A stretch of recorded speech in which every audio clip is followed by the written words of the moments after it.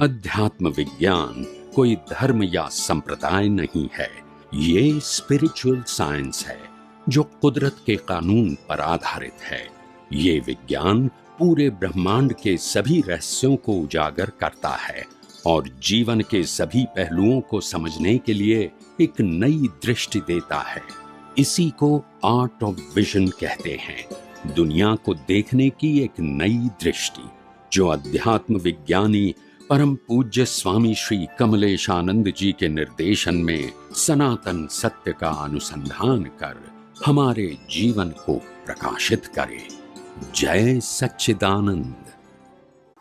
આગળ શું સંસારમાં બધી વસ્તુઓના ત્યાગથી જ મોક્ષ પ્રાપ્ત થાય છે?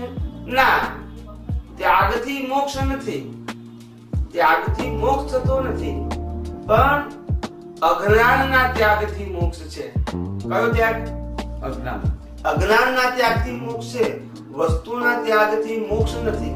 વસ્તુના ત્યાગથી બે વસ્તુ ફાયદો થાય, એક તો પુણ્ય બંધાય, નંબર 1, બીજું જે ત્યાગો એ પાછું આગળ આવશે બીજા અવતારમાં તમને, કારણ કે ત્યાગવું છે લક્ષ્મણ છે માટે, અને બીજું એ અવતારમાં જે વસ્તુ તમે ત્યાગી છે એનો તમને પરિગ્રહ નહીં લાગે।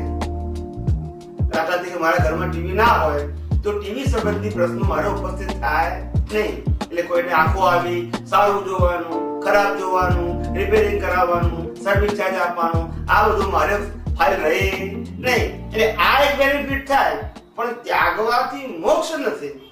જીવને જે વસ્તુ ત્યાગે છે તે વસ્તુથી એને અનુકૂળતામાંથી દૂર, પ્રતિકૂળતામાંથી દૂર થાય છે, એટલે એને અપરિગ્રહનો એટલે અંશે લાભ મળે છે। ખ્યાલ આવી ગયો? આટલો લાભ મળે છે, જે થાય એટલે કેવું પણ ના પડે, પણ એનાથી મોક્ષ નથી। શું નથી? અજ્ઞાનના ત્યાગથી મોક્ષ છે। શેનાથી મોક્ષ? અજ્ઞાન વસ્તુના ત્યાગથી મોક્ષ।